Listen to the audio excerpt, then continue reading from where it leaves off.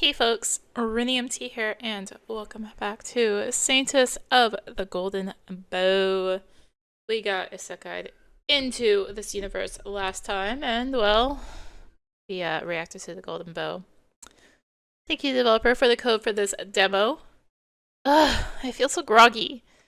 I'm in the guest room of the apartment that was assigned to our family when we first arrived at the palace for the ceremony. The impersonal decor makes the place feel cold and unwelcoming. I know the room is supposed to look grand and elegant, but I don't feel at home here at all. Lady Celeste can't be the Saintess of the Golden Bow. The role is too dangerous for her. I turn my head to the left. Levi and Eurydice stand by the door. Neither of them notice I'm awake. Just imagining her going on the dangerous quest to defeat the Demon Queen makes me terrified for her life. We have to stop the church and Empress from declaring her to be the Saintess. Levi. It's not for us to decide who the Saintess is, neither is it the choice of the Church or the Empress. It is the God of the Light who singled out Celeste to be the savior of our empire. This must be some kind of mistake. Levi, you're committing blasphemy here. You can't go against God's wishes. But Lady Celeste is... Look, I know you're worried for my sister, but please mind your words. If someone other than me hears your opinion about God's choice, you... may get in trouble. So I really am the Saintess of the Golden Bow. I speak up, not believing my own words. Levi and Eurydice turn to me. Eurydice runs up to the bed and takes my hand in hers. Celeste, you're awake. How are you feeling? Fine, I think, just a bit tired. Really scared us in the chapel. You screamed like someone was tearing you apart. The light of the bow entering my body felt like it was burning me. Sounds horrible. Tears will open Eurydice's eyes. I squeeze her hand, trying to comfort her. I glance behind her to where Levi still stands by the door. He has a defeated look on his face. When he notices me watching him, he finally approaches the bed, standing behind Eurydice. I can't be the Saintess. It was supposed to... I cut myself off when I realized I almost just said that Levi was supposed to be chosen as a saint. I can't tell them what happens in the book. I don't even know they live in a fictional world.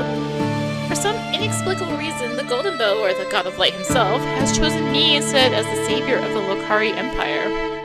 Why me? I ponder out loud. I'm so confused. I don't want to be the Saintess. Why has the story suddenly changed so much? I only did my best to survive. Did the fact that I wasn't slain by a demon really cause such a severe butterfly effect? Or had I already been chosen at the moment of my reincarnation? I remember the angelic voice of the bow sounding just like the voice I'd heard after dying in the accident in Celine. I'm sure you'll do fine. You're excellent at archery. Eurydice smiles through her tears, trying to reassure me. I'm not as confident about my fighting skills as Eurydice is. Celeste may have been good at the bow, but I can't access her full abilities. Judging by my handwriting, I can only manage the bare minimum of what she can do. I'm not proficient in any of her skills. I only know how to use the bow somewhat from my experience as Celine in middle school. Oh, this whole situation is so depressing. No, I mustn't lose heart. I have to stay strong and face my fate head on. What's gonna happen to me now? The Empress has summoned you for an audience 3 hours from now. What does the Empress want with me? Eurydice wipes her tears away. She didn't say, but we think she intends to personally congratulate you on your new role. Alright, I suppose I should start getting ready then. First, High Priest Elijah requested to check on you as soon as you woke up. Check on me? With his light magic, he wants to see if your body and mind are alright after being touched by God's grace. Feeling okay, but I suppose I shouldn't turn away a member of the church. Not complying with the witches might be dangerous now that I'm somewhat part of their organization. Reality is so overwhelming that I would really prefer to be alone now, but there's no time for me to mull over what has happened. The chance to break down will come later after everyone goes to sleep. Okay, if you tell the High Priest, I will see him. Oh, go bring him here. Levi turns around and walks out of the room in long strides. Eurydice gives me a comforting smile. Everything's gonna be okay. I hope so too. Silence falls between us, but it's a cozy, warm kind of quiet. I get the feeling that no matter what happens, Eurydice will support me. I envy Celeste for having such a great sister and friend. I should use this opportunity to ask Eurydice some questions about my situation. I'll just have to be careful about how I approach the topics. I don't want to reveal my jumbled knowledge about the world. What does it mean to have the role of the Saintess? What exactly does it mean to have the role of the Saintess? The Saintess is the fourth most important person in the Lokari Empire, after the Empress, her Emperor Consort, and the Crown Prince. You're on par with the head of the church, the High Priest. Am I part of the church now? You're not a priest or priestess, if that's what you're asking. You're still a noble, so you can marry someone of noble standing if you'd like. You're not sworn like the clergy to only marry within the church. Ah, I remember the subplot regarding Elijah. He wouldn't be able to be with a Levi because Elijah is only supposed to marry someone from the priesthood. Forbidden love. A popular trope. Marriage, that feels so far away. We're 18 now, so Father will probably help us find suitable suitors soon. I'd like to marry for love, if at all possible. Love. Love was one of the components needed to defeat the Demon Queen. Levi, Noah's love. Would I have to fall in love with someone now that I was a Saintess? I hope I'll have enough time, if that's really necessary. I'm not someone who falls in love easily. You have someone in mind for marriage? Maybe? You can tell me. I'm not gonna tell anybody. Maybe another time. I'm not ready to admit it myself. I chuckle. Eurydice is adorable when she's shy. How long has the Empire waited for the Saintess? As the High Priest said, the Golden Bow was created by the Blessed Blacksmith 20 years ago, before we were even born. They say he worked tirelessly day and night for 2 weeks to create the artifact. The design was bestowed upon him by the God of Light himself. The Blessed Blacksmith said God told him in a dream that the Golden Bow will choose its saint when the time is right. Only the saint can wield the weapon and harness its power. But Eurydice tells me aligns with the backstory I already know from the novel, but it's good to be reminded about the details. I listen intently. What kind of power does the Golden Bow have? Light aligned magic, the kind the priests wield. It is said that only an arrow shot from the artifact will be able to kill the Demon Queen. Usual fantasy world MacGuffin then. For plot reasons, other weapons can't harm the ultimate boss. Right, makes sense. It doesn't, but Eurydice doesn't seem to be aware of how ridiculous it is that only one weapon wielded by one special person can kill the enemy that the Empire's been fighting against for decades. After the Golden Bow was created, the whole Lokari Empire and our ally kingdom of Durandal were tested to see if the saint was among them, but the savior wasn't found. Later, it was decided that every person would get tested on their 18th birthday, as suggested by the Blessed Blacksmith. 20 years passed, but the saint still wasn't found. Until now. Also, Rana Knight actually was chosen as a Saintess. That's my reality now. This world seems to operate on book logic anyway. What do we know about the Demon Queen? The people who have seen her say she looks like a beautiful woman, except she also has horns, a tail, and a third eye on her forehead. She's far from human. She's cruel and dangerous. She kills human without mercy. She commands an army of demons, vile monstrosities. You saw one. It was as ugly as they say. The imp wasn't pretty, that's for sure. The war has been going on for 23 years now. Over that time, 1/3 of Lokari Empire's lands to the east have been ravaged by war and infiltrated by the demons. They leave only ruins behind when they take over a town. Their fire is said to be ever burning. You'll have to travel east to defeat the Demon Queen. She's taken up residence in the Clermont Castle. Used to be the seat of Duke Clermont and his family, but they had to abandon their homeland to the demons 10 years ago. That news doesn't make me want to go to the border at all. It'll be like walking straight into the maws of the enemy. I fear you won't have a choice in the matter. The Empress decreed long ago that once a saint or saintess was found, he would immediately embark on the quest to defeat the Demon Queen with a party of the most capable fighters. Quest Town sounds like a story from a role-playing game. Not that I expect anything else from this book world. Levi went on this quest as the saint, after all. Just hope you won't have to leave too soon. I think I'll need some time to learn to wield the Golden Bow and to accept the whole situation. I'm sure the Empress will understand. Those are all the questions I have right now. Those are all the questions I have for now, at least. Thank you for helping me sort through everything, sister. Eurydice gives me a bright smile. That's what I'm here for. One thing's certain. The people of the Lokari Empire have been waiting for the Saintess for ages. A lot of faith will be put into your abilities. A lot will be expected from you. I don't envy you. If I could, I would share this burden with you. Thank you. I'm really moved by Eurydice's dedication to me. There's a knock on the door, then Levi's voice can be heard from the other side.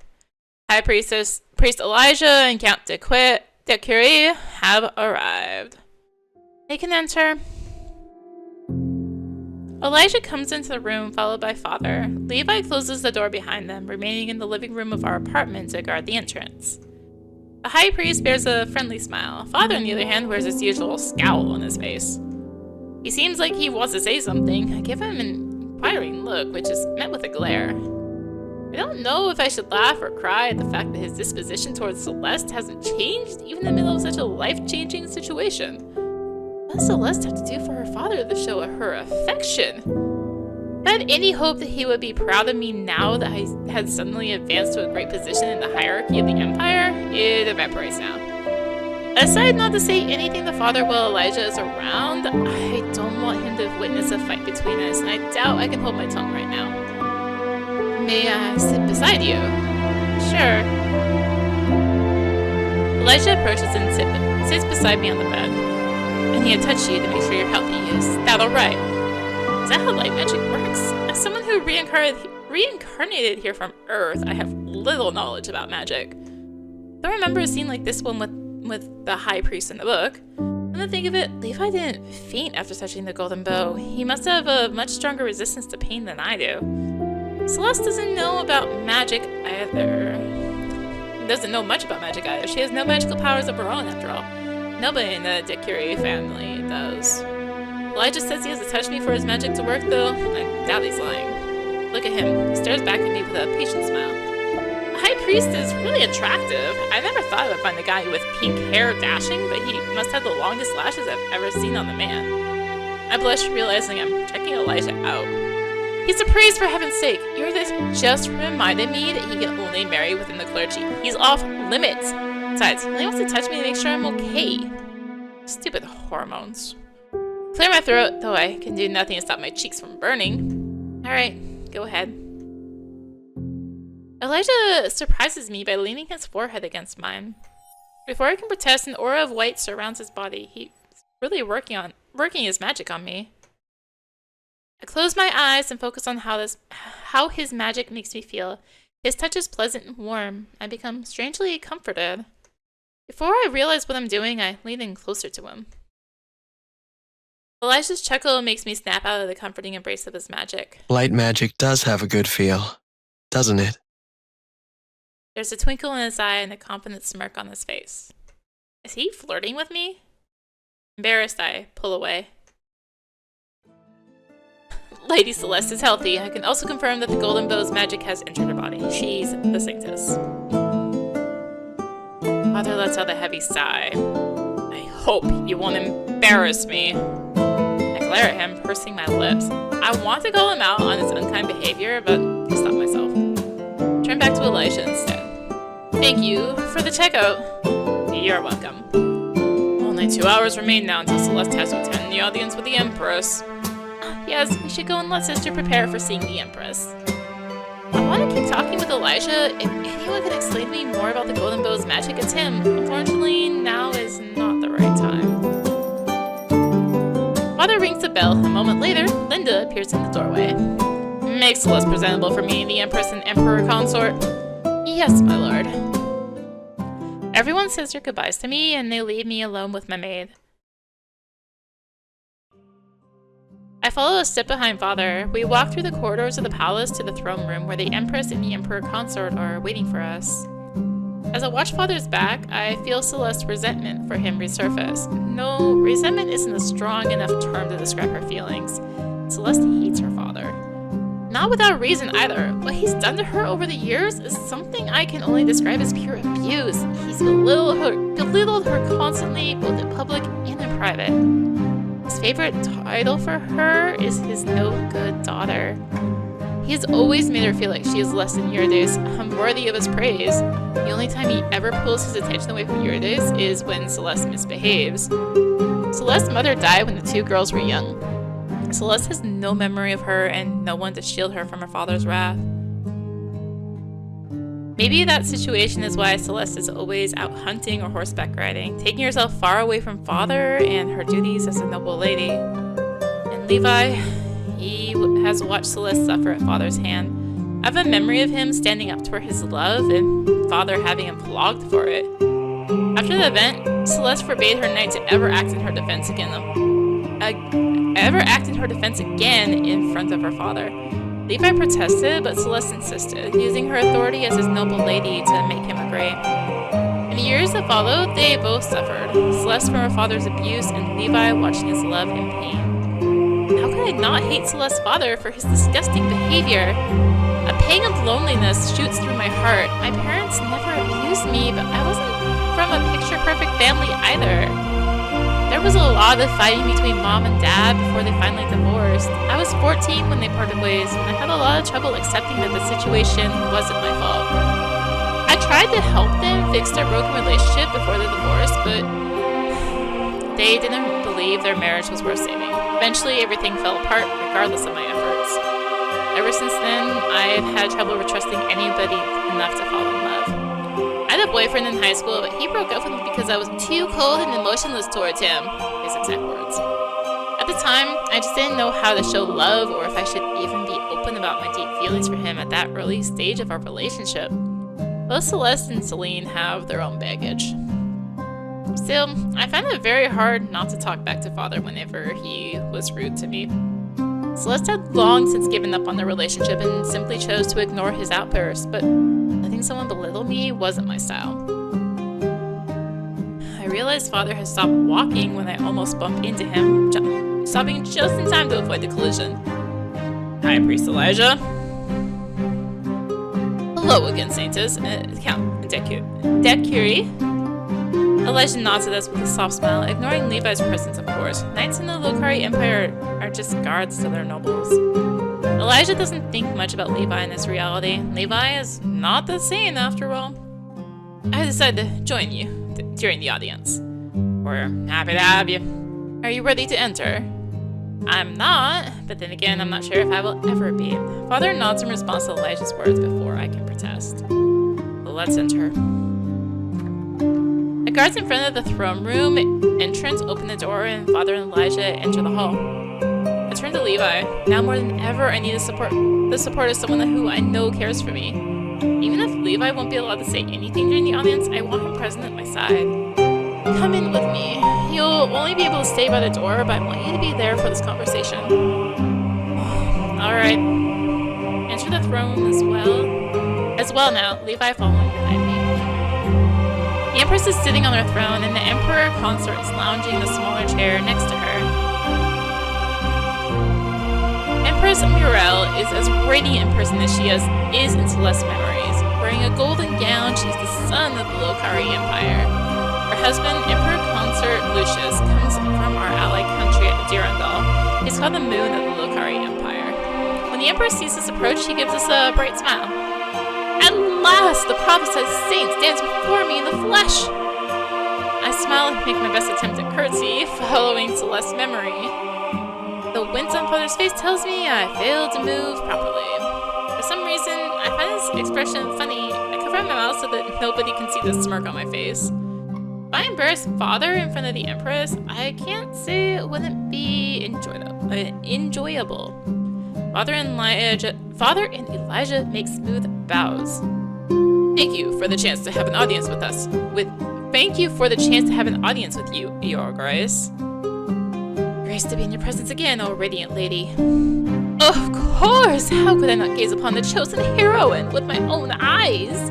The Empire has been awaiting her for over 20 years. I'm surprised your daughter is the one who turned out to be a Saintess, Count Alaric. A nervous chuckle escapes Father's lips. She's always been good with a bow. So I've heard. Your daughter doesn't act much like a noble lady, does she? She does have a reputation for enjoying quite boyish activities. Father's face turns beet red. He's embarrassed because of me. I realize I shouldn't let myself be too happy about the situation, though. There's too much at stake. I can't ignore the fact that as a Saintess, I have an important role to uphold in the Lokari Empire. As Eurydice explained to me, I'm the fourth most important person in the hierarchy now. No pressure! It seems the Empress finds me lacking as well, and having her, out of all people, displeased with me is not good. I remember Noah's plotline from the novel. The Empress sends him on the quest with Levi to defeat the Demon Queen, even though Noah is the heir to the throne. Or so he should be, being Empress Morale's firstborn.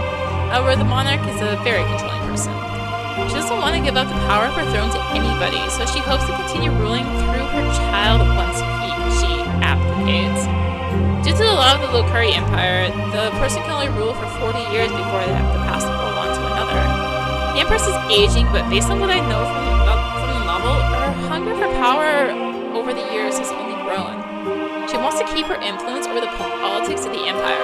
However, Noah, her heir, isn't someone who can be easily controlled.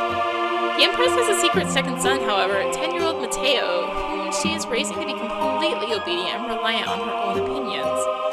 She only sends Noah on the mission because she hopes he will die so she can establish Matteo as her new heir.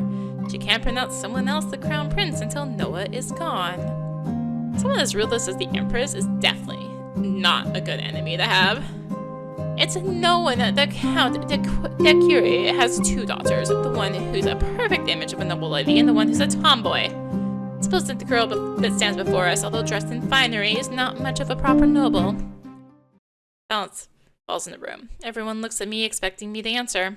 Under the sudden attention, my mouth is dry and I can't find my words. They don't know much about Celeste, but rumors precede her. They have already judged her. Me. Why did I think I should suddenly gain respect by becoming a Saintess when Celeste's questionable reputation has been spreading for years?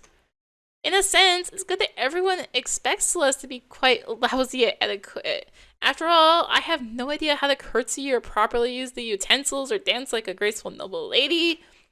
Since Celeste's skills didn't directly transfer to me, if she really had been a perfect lady, I would have suddenly looked like an imposter. Still, I don't want the Empress to think I'm worthless as a Saintess, too.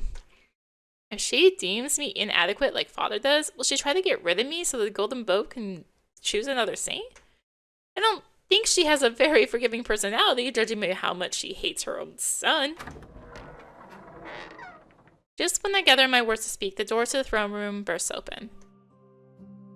A well-posed, tall, blonde man enters the room in a dramatic flash, and his cloak waving behind him in a sudden draft of air. He is Noah, Levi's love interest in the book. He is one of the most handsome guys I've ever seen, next to Levi and Elijah. His skin is darker than most Lokari nobles, but only slightly. Noah is of mixed race. The current emperor consort is not Noah's father, but the previous consort was from our allied country, Durandal, which happens to be in the south. Isn't this one also from Durandal? Hold up. There's a plot hole here. The Durandai are known for having darker complexions. Noah inherited most of his features from the Empress, though. When he spots me, a smirk appears on his face. His red eyes shine with mischief. Knock, knock. Did I miss anything? Fashionably late as always, my son. If I missed nothing, there was nothing to miss. This is the Saintess, right? Count de Croix's tomboy daughter. Aquarius. Okay. I hope I could groan. Even Noah knows about Celeste's reputation. Yes, that's me. You're good at archery, are you not? Better than you are at etiquette, at the very least. Yes, I'm quite good with a bow. Probably not as good as Celeste was, though, I presume, judging by her renowned reputation. At least I'm still good enough to shoot arrows with decent accuracy. Just need to practice a bit more, remember everything I learned in middle school. Quite. Then you'll be perfect for the role of the Saintess. How can you say that? If a lacking individual takes up such a high role in the hierarchy of the Empire... All the Saintess needs to do is shoot the golden bow and hit the Demon Queen straight in the heart. Then the war will finally be over.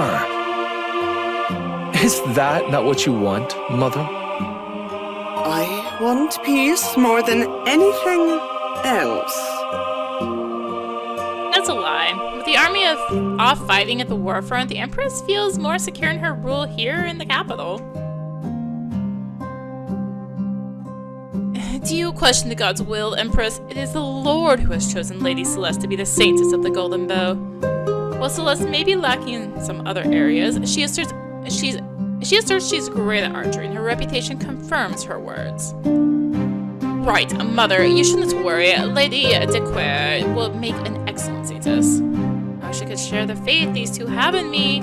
Still, I have to maintain a confident front, so I put on my brightest smile. Please, don't worry about anything, Your Grace. I'll defeat the Demon Queen and bring peace to the Empire. Empress Morel gives me a long look. After a moment, the confident smirk that Noah inherited from her is back on her face. Excellent! Then there's nothing stopping us from proceeding with the mission to defeat the Demon Queen, is there?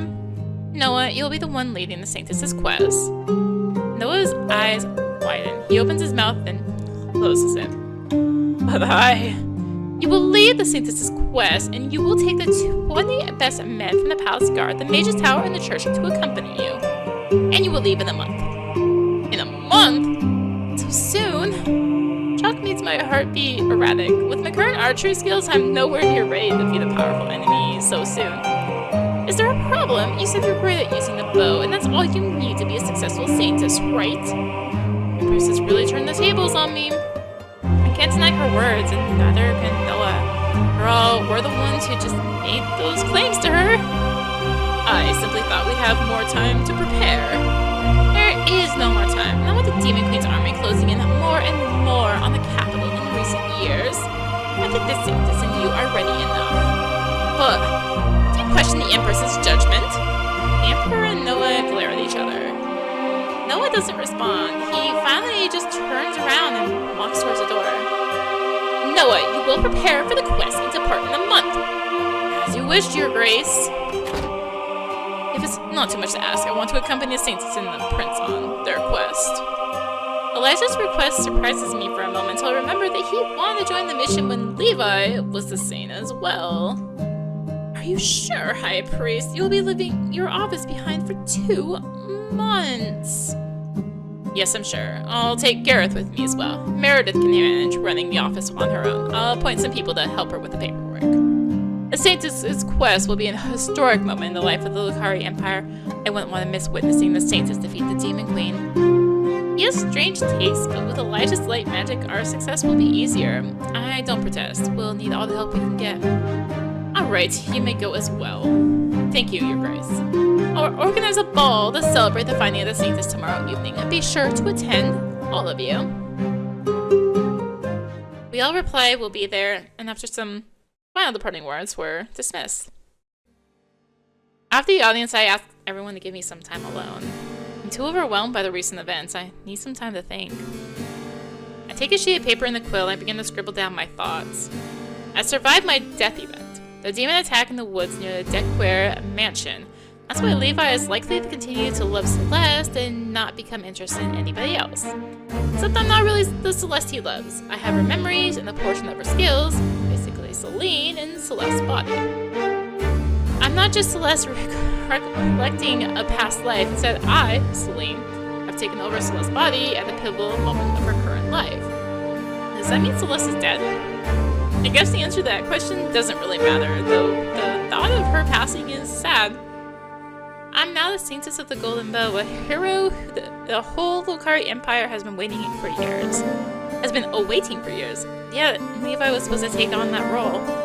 Levi has been training to protect Celeste all his life. He's a way more skilled at archery than I am. I have a month to train myself to use a bow properly. Not just any bow though, the Golden Bow, which seems more ornamental than practical. Wielding that weapon will be a pain in the ass. What were the 2 components needed to defeat the Demon Queen again? First, one is firing an arrow in view with the Golden Bow's light magic at the Demon Queen's heart and actually hitting the target. So I need to practice both archery and accessing the bow's magic.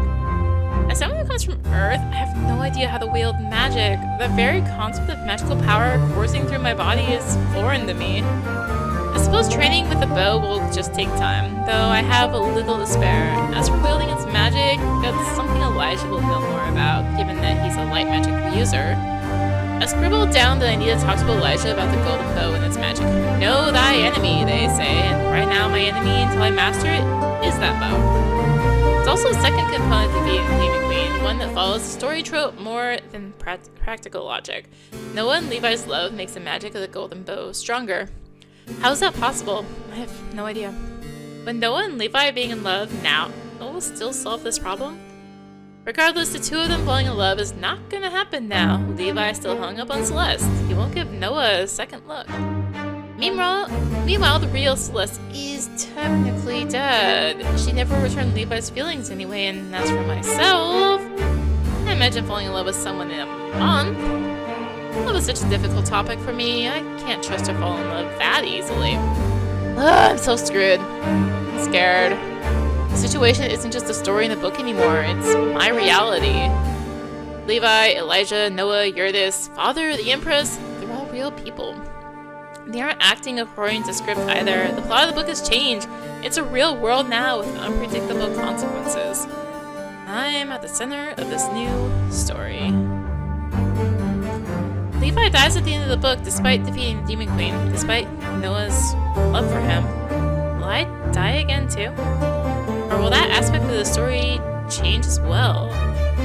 No, I can't give up. I must change reality and my fate. It's not like me to mope around and feel defeated. I'm the master of my own destiny. If I have to fall in love with someone, who should it be? Levi, who blindly adores his lady. Noah, who has been burdened with leading the mission to defeat the Demon Queen. Elijah, who's a priest and can't marry someone unless they're part of the church? Or should I pick someone else entirely? I at least have to admit that all three of them are handsome men. I just hope my own baggage isn't going to drag me down too much. Will I turn cold and detached if I enter into a relationship with any of them, just like I did towards my ex-boyfriend? Can someone like me even make a guy fall in love with her within a month? My heart is beating so quickly. Now that I realize what's really at stake and what I have to do, I'm terrified. I lie down in bed and hide my face against a pillow. Tears stream down my cheeks, soaking the material. For the first time since reincarnating, I give in to all the emotions that have built up inside of me. I'm just one young girl. How could I carry so many heavy burdens? Eventually, I cry myself to sleep. I toss and turn all night, though, unable to get any real rest until nearly dawn. However, it's the next evening, so we'll call it good then. Thank you for watching. If you enjoyed the video, consider tossing a like, comment, subscribe, maybe click the bell for notifications. Also be sure to check out the description below, various links, social media, Discord. Come hang out, get notifications there as well. And until next time, this is rinimt signing out.